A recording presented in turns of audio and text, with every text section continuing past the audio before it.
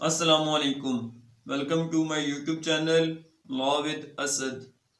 आज जो हमारा टॉपिक है वो पीपीसी के सेक्शन 110 से लेकर 115 तक हमने डिस्कस करना होगा।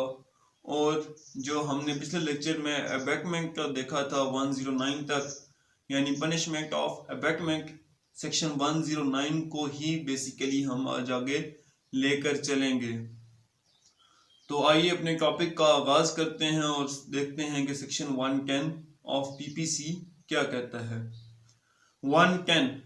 Punishment of abetment if person abetted does act with different intention from that of abetter। Section 110 का जो टाइटल है वो ये कह रहा है कि पनिशमेंट क्या होगी अगर जो जो जिस बंदे को अबेक्ट किया गया है वो from different intention of the abettor जाकर कोई एक्ट करता है, तो उसकी जो है वो पनिशमेंट क्या होगी। यानी जिस बंदे को अबेक्ट किया जा रहा है उसकी नॉलेज एंड इंटेंशन डिफरेंट है from that of the abettor, तो तब अबेटर क्या लाइबल होगा या उसको कितनी सजा दी जाएगी। तो ये सेक्शन उससे डील कर रहा है। Whoever abets the commission of an offence shall, if the person abetted does the act with a different intention or knowledge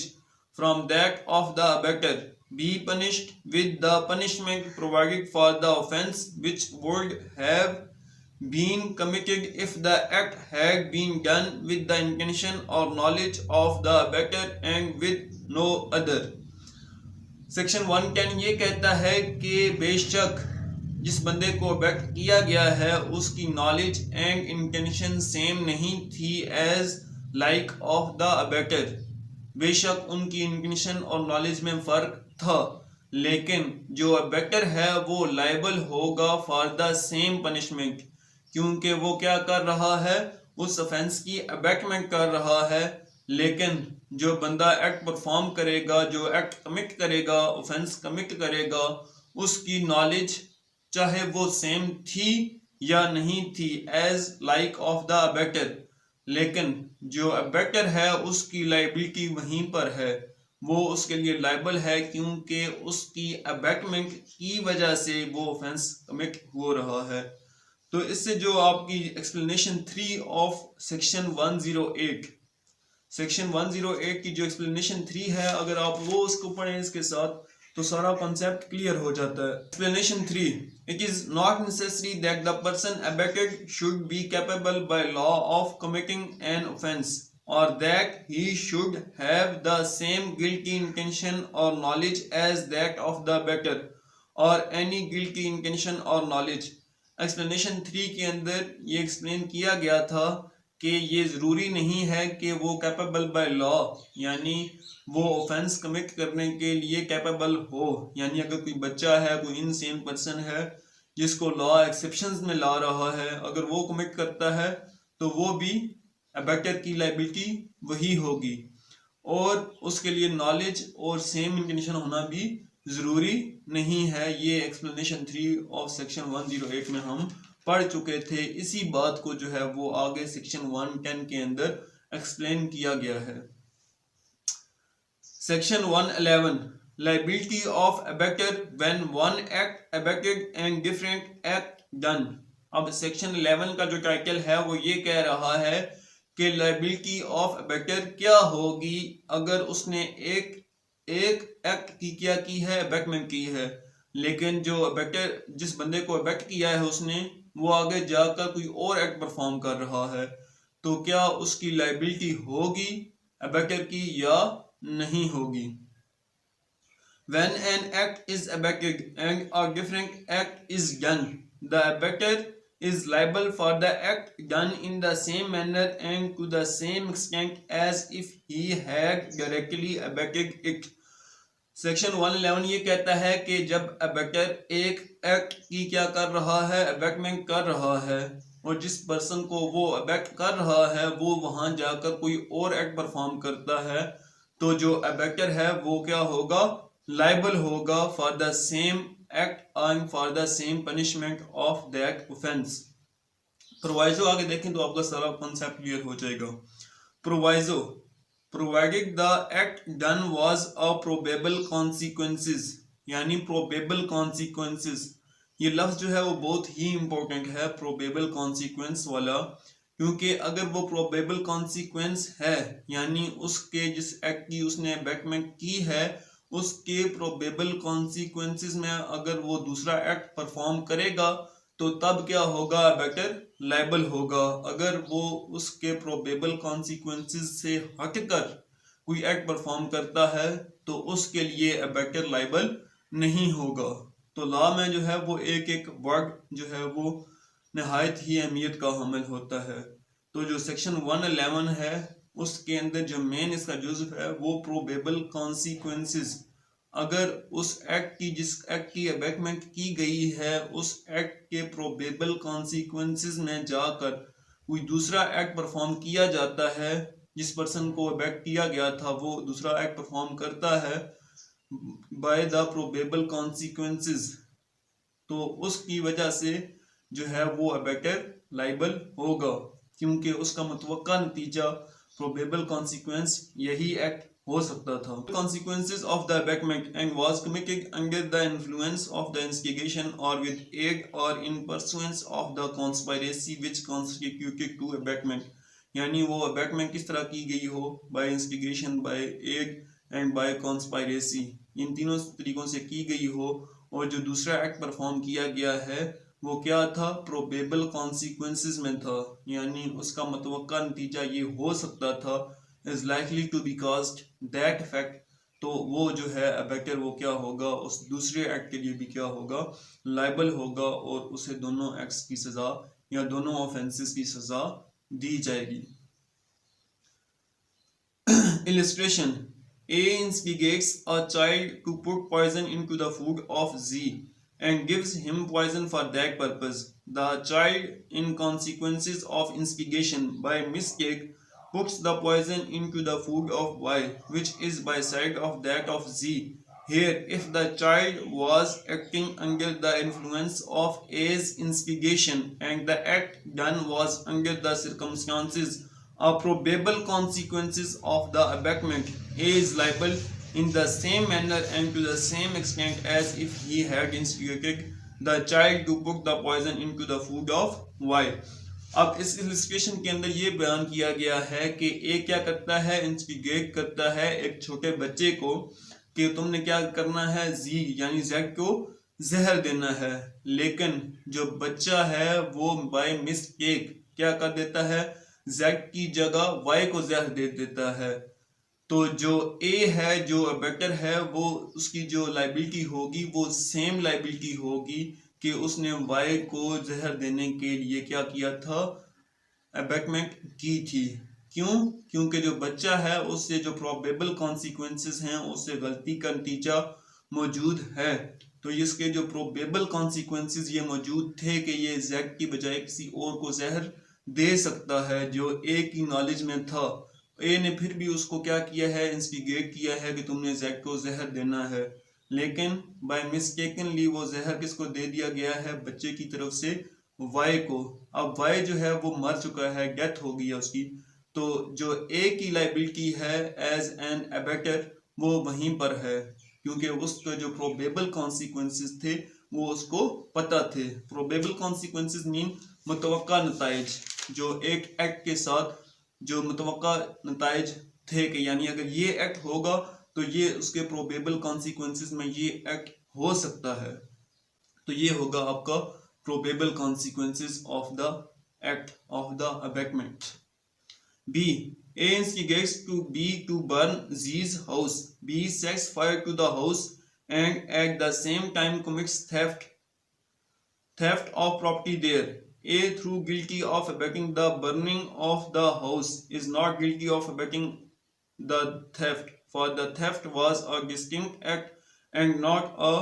probable consequences of the burning. अब B इलस्ट्रेशन के अंदर उसने क्या किया है कि प्रोबेबल कॉन्सिक्वेंसेस को उसने एक्सक्लूड किया है, यानी ए इंस्टिगेट कर रहा है बी को कि तुमने जाकर फलां का घर जलाना है।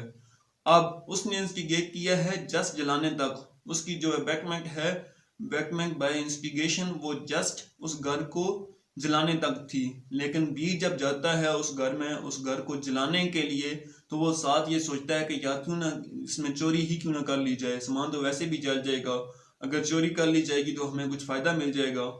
तो बी वहां पर क्या कर लेता है, साथ थेफ्ट भी कमिट करता है। अब थेफ्ट कमिट करना और एक घर को जलाना ये दोनों डिस्टिंक्ट इफेक्ट्स हैं, यानी ये दोनों एक दूसरे से मुख्तलिफ एक्ट्स हैं, इन दोनों में कोई भी प्रोबेबल कॉन्सिक्वेंसेस नहीं है। इन दोनों को ये नहीं कहा जा सकता कि घर को आग लगाना और घर के अंदर जाकर चोरी करना ये आपस में क्या है, रिलेटिव हैं, इनके प्रोबेबल कॉन्सिक्वेंसेस एक ही होंगे, तो ये नहीं कहा जा सकता। तो जो थेफ्ट किया है बी ने उसके लिए उसकी लाइबिलिटी अपनी होगी, यानी वो खुद लाइबल होगा, और जो उसने आग लगाई है उसके लिए जो लाइबिलिटी है वो किसकी होगी, अबैटर की होगी। यानी अबैटर की जो लाइबिलिटी है वो जस्ट आग लगाने की हद तक जो उसने इंस्टिगेट किया है उस हद तक है, ना कि जो उसने आगे बी ने जाकर थेफ्ट किया है, क्योंकि जो थेफ्ट है वो प्रोबेबल कॉन्सिक्वेंसेस के अंदर नहीं आ रहा। तो जो ए की लाइबिलिटी होगी वो just abatement for the fire of that house, उस घर को आग लगाने तक की जो उसने अबैटमेंट की है या मुजरमाना की है वो होगी। सी A instigates B and C to break into the inhabited house at a midnight for the purpose of robbery and provides them with arms for that purpose. B and C break into the house and being resisted by Z, one of the inmates murder Z. Here, if that murder was the probable consequences of the abetment, A is liable to the punishment provided for murder. अब C के अंदर ये कहा गया है कि A क्या करता है, इंस्टिगेट करता है B और C को कि तुमने फलां के घर जाकर क्या करनी है, रॉबरी करनी है, और उसको रॉबरी करने के लिए वो क्या देता है, आर्म्स मुहैया करता है, असला देता है। अब बी और सी जाते हैं उस घर चोरी करने के लिए, लेकिन जो जी है यानी जेड है वो उनको क्या करता है, रेजिस्ट करता है कि जो है उनको अपने घर अंदर आने नहीं देता, उनको रेजिस्टेंस करता है। तो जब वो रेजिस्टेंस करता है तो उनके पास क्या थे, बी और सी के पास असला था, आर्म्स थे, पिस्टल वगैरह थे, तो वो क्या कर देते हैं, उसको मर्डर कर देते हैं। अब जो ए की लाइबिलिटी है उसकी लाइबिलिटी रॉबरी की हद तक तो है ही है, लेकिन जो मर्डर हुआ है जेड का वो उसकी लाइबिलिटी जो है वो ए पर होगी, क्योंकि उसने आर्म्स उनको क्या किए हैं, मुहैया किए हैं बी एंड सी को, और उसको ये नॉलेज थी कि अगर इनको रेजिस्ट किया गया तो ये रॉबरी करते हुए अगले बंदे की जान ले लेंगे, यानी यहाँ प्रोबेबल कॉन्सिक्वेंसेस मौजूद हैं, और अगर प्रोबेबल कॉन्सिक्वेंसेस मौजूद हैं तो जो अबैटर है वो दोनों एक्ट्स के लिए क्या होगा, लायबल होगा। यानी जो ए है उसको रॉबरी की भी सजा दी जाएगी और जो मर्डर हुआ है उसकी अबैटमेंट की भी सजा दी जाएगी, क्योंकि जो probable consequences of the robbery हैं वो अगले बंदे की जान उसमें जा सकती है। तो ये उसके मुतवक्का नताइज में था और उसको पता था कि ये अगर इन्होंने वहां पर जाकर रॉबरी की तो अगले बंदे ने अगर रेजिस्ट किया तो ये उसकी जान ले लेंगे या किसी बंदे की जान जाएगी। तो ये प्रोबेबल कॉन्सिक्वेंसेस यहाँ पर मौजूद हैं, तो वो उसके लिए क्या है, लाइबल है। Section 112 abettor when liable to cumulative punishment for act abetted and for act done, यानी अबैटर की क्या कब लाइबिलिटी होगी दोनों एक्ट्स के लिए, यानी एक तो उसने अबैटमेंट की है जिस एक्ट की, और जो एक्ट दूसरा काज हुआ है जो हम सेक्शन 111 में भी पढ़ के हैं। If the act for which the abettor is liable under the last preceding section is committed in addition to the act abetted and constitute a distinct offence, the abettor is liable to punishment for each of the offence. Section 112 के अंदर ये बात कही गई है कि अगर एक ऑफेंस की उसने क्या की है, एक एक्ट या एक ऑफेंस की उसने क्या की है, अबैटमेंट की है, लेकिन उस ऑफेंस को पाए तकमील तक पहुंचाते हुए उस एक्ट को करते हुए क्या हुआ है, एक सेकंड ऑफेंस या सेकंड एक्ट किया गया है, तो उसकी जो लाइबिलिटी होगी उसी एक्ट को सर अंजाम देते हुए जो एक्ट होगा उसकी जो लाइबिलिटी होगी वो भी अबैटर पर होगी, यानी उसकी जो लाइबिलिटी है liable to be punish as an abettor वो दोनों एक्ट्स के लिए होगी। इसकी इलस्ट्रेशन देखते हैं, इसकी समझ आ जाएगी आपको। अब ए जो है वो इंस्टिगेट कर रहा है बी को कि उसने रेजिस्ट करना है पब्लिक सर्वेंट्स को जो किसी जायदाद की क्या कर रहे हैं, जब्तगी कर रहे हैं, उस जायदाद की कुर्की कर रहे हैं by the orders of the courts और ऑफ एनी अदर अथॉरिटीज। अब वो पब्लिक सर्वेंट्स को क्या करेगा, सबसे पहले उनको रेजिस्ट करेगा। अब बी पब्लिक सर्वेंट्स को क्या कर रहा है, रेजिस्ट करता है, लेकिन ड्यूरिंग रेजिस्टेंस वो किसी भी एक पब्लिक ऑफिसर को क्या कर देता है, वॉलंटरीली कॉजिंग हार्म, उस बंदे को क्या पहुंचा देता है, कोई हार्म पहुंचा देता है, कोई फिजिकल इंजरी हो जाती है उस बंदे को। अब बी जो है वो लायबल होगा for resisting the public officers in doing their lawful job, एक इसके लिए उसकी लाइबिलिटी है और दूसरा जो उसने वॉलंटरीली उनको हार्म पहुंचाया है। लेकिन ए जो अबैक्टर है उसकी भी लाइबिलिटी दोनों की होगी, दोनों ऑफेंसेस की, क्योंकि उसने फर्स्ट ऑफ ऑल इसको इंस्टिगेट किया था और उसे पता था कि अगर इसको ने रेजिस्ट किया पब्लिक सर्वेंट्स को जो वो लॉफुल काम कर रहे हैं डिस्ट्रेस ऑफ प्रॉपर्टी को, यानी वो जायदाद की नीलामी कुर्की वगैरह कर रहे हैं, तो अगर उस जायदाद की कुर्की या नीलामी करते हुए अगर बी उनको रेजिस्ट करेगा तो ये चांस है that it is likely to be cause harm. तो उसको पता था कि इन अगले पब्लिक ऑफिसर्स को जो है वो हार्म पहुंच सकता है, तो इसके बावजूद उसने इसकी इंस्टिगेशन की है। तो ए की जो लाइबिलिटी होगी वो दोनों की होगी, यानी एक उसने रेजिस्ट किया है, सेकंड पे उसने वॉलंटरीली हार्म पहुंचाया है। Section 113 liability of abettor for an effect caused by the act abettor different from that intended by the abettor, यानी सेक्शन 113 ये बात कह रहा है कि जो अबैक्टर है उसने अबैटमेंट की है किसी ऐसे ऑफेंस की जिसके नतीजे में, यानी उसको कमिट करते हुए कोई दूसरा ऑफेंस कमिट हो गया है, यानी अफेक्ट जो कॉज हुआ है वो डिफरेंट है जिसकी अबैटमेंट की गई थी, तो उस वक्त लाइबिलिटी क्या होगी, as an abettor. When an act is abetted with the intention on the part of the abettor of causing a particular effect, and an act for which the abettor is liable in consequences of the abatement causes a different effect from that intended by the abettor is liable for the effect caused in the same manner and to the same extent as if he had abetted the act with the same manner and to the same extent as if he had abetted the act with the intention of causing that effect, provided he knew that the act abetted was likely to cause that effect। यानी उसने किसी एक खास affect करने के लिए, कोई खास एक्ट करने के लिए, कोई खास ऑफेंस करने के लिए अबैटमेंट की थी, लेकिन वो ऑफेंस कमिट करते हुए कोई दूसरा अफेक्ट कॉज हो जाता है, तो जो लाइबिलिटी होगी अबैक्टर की वो उसी तरह होगी कि उसने ये एक्ट परफॉर्म करने के लिए उसकी अबैटमेंट की थी, यानी उसकी जो लाइबिलिटी होगी वो उसी की चीज की होगी जो ऑफेंस या जो एक्ट कमिट होगा। Illustration: A instigates B to cause grievous hurt to Z. B in consequences of the instigation causes grievous hurt to Z.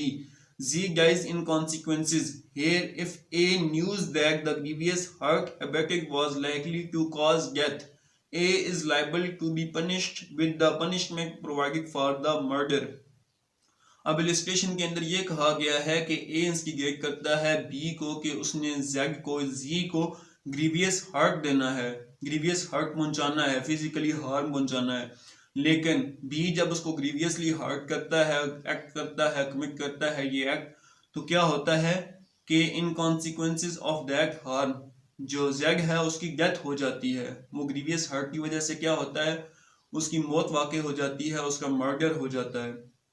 तो जो ए है वो लायबल होगा for causing the murder of that Z, यानी उसने जो abatement की है वो यही समझा जाएगा अकॉर्डिंग टू द सेक्शन 113 के मुताबिक कि उसने उसको मर्डर करने की जो है वो अबैटमेंट की है और उसको इसी के मुताबिक सजा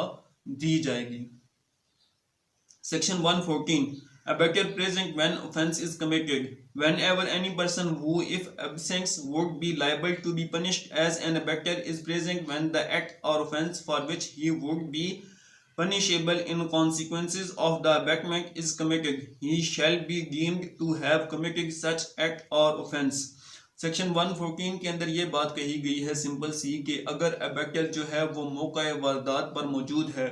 उसकी मौजूदगी में वो एक्ट जो है वो कमिट किया जाता है, वो ऑफेंस कमिट होता है, तो यही समझा जाएगा it is deemed that this act is committed by that abettor, यानी ये अबैक्टर ने खुद एक्ट किया है, खुद ये ऑफेंस कमिट किया है, ये समझा जाएगा क्योंकि वो उस जगह पर क्या था, मौजूद था, तो उसकी मौजूदगी की बेस पर ये डीम किया जाएगा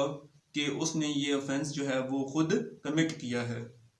section 115 abetment of offence punishable with death or imprisonment for life if offence not committed. Section 115 ये कह रहा है कि अगर आप किसी भी ऐसे ऑफेंस की अबैटमेंट करते हैं जिसकी सजाए मौत या उम्र भर कैद है, लेकिन वो ऑफेंस क्या होता है, कमिट नहीं होता, तो जो लाइबिलिटी होगी अबैक्टर की वो क्या होगी। Whoever abets the commission of an offense punishable with death or imprisonment for life shall, if that offense be not committed in consequences of the abatement and no express provision is made by this code for the punishment of such abatement, be punished with imprisonment of either description for a term which may extend to 7 years and shall also be liable to fine। Section 115 simple सा ये कह रहा है कि किसी भी ऐसे act की अबैटमेंट की जाती है जिसकी सजाए मौत या उम्र भर कैद है, लेकिन वो एक्ट या वो ऑफेंस कमिट नहीं होता और जो express provision for the punishment of that act नहीं प्रोवाइड की गई by the Pakistan penal code, तो उसको जो सजा दी जाएगी वो 7 साल कैद और जमा प्लस जो है उसको फाइन किया जाएगा, यानी 7 साल उसको कैद की सजा दी जाएगी और साथ उसको जो है वो जुर्माना भी किया जाएगा, यानी जुर्माना जो है वो लाजमी किया जाएगा एंड फाइन। तो अगर कोई भी बंदा किसी ऐसे एक्ट की अबैटमेंट करता है जिसकी सजाए मौत या उम्र भर कैद है, लेकिन वो ऑफेंस कमिट नहीं होता, तो उसको जो सजा दी जाएगी वो 7 साल कैद और जुर्माना है। If act causing harm be done in consequences, यानी इसके कॉन्सिक्वेंसेस के अंदर, अबैटमेंट के कॉन्सिक्वेंसेस के तहत आपने क्या किया है, किसी को हार्म पहुंचा दिया है, फिजिकल इंजरी पहुंचाई है, तो तब सजा क्या होगी। And if any act for which the abettor is liable in consequences of the abetment and which causes hurt to any person is done, the abettor shall be liable to the imprisonment of either description for a term which may extend to 14 years and shall also be liable to fine। यानी अगर किसी को harm पहुंचाया जाता है वो act करते हुए, तो जो अबैक्टर है उसकी सजा 14 years यानी 14 साल तक उसको सजा दी जाएगी, एक्सटेंड टू 14 years यानी 14 साल तक, एंड उसको फाइन भी किया जाएगा। इसकी इलस्ट्रेशन देख लें, इंशाल्लाह क्लियर हो जाएगा। A instigates B to murder Z, the offence is not committed. A ने क्या किया है, बी को इंस्टिगेट किया है कि मर्डर करना है जेड का, लेकिन वो जो है ऑफेंस कमिट ही नहीं होता।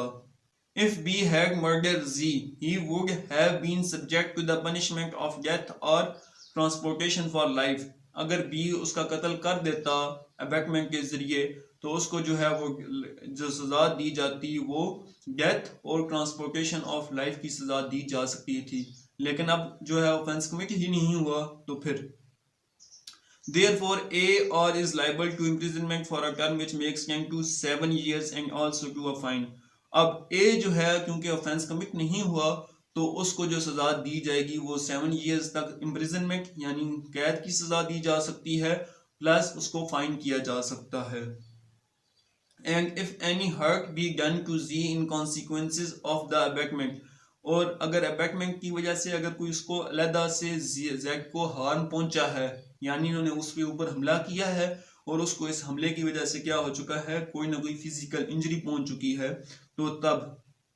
he will be liable to imprisonment for a crime which may extend to 14 years and to fine। तो तब उसको हार्म पहुंचाने की बेस पर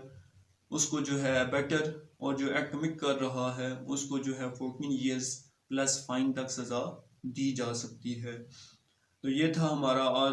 आज का टॉपिक। सेक्शन 110 से लेकर 115 तक हमने देखा है। उम्मीद है कि आपको समझ आएगा ये लेक्चर। अगर आपका कोई भी क्वेश्चन हो सेक्शन 110 ऑफ पीपीसी से लेकर सेक्शन 115 ऑफ पीपीसी तक, तो आप कमेंट सेक्शन में पूछ सकते हैं, इंशाल्लाह मैं उसका आंसर करूँगा। Thank you so much. अल्लाह हाफिज़।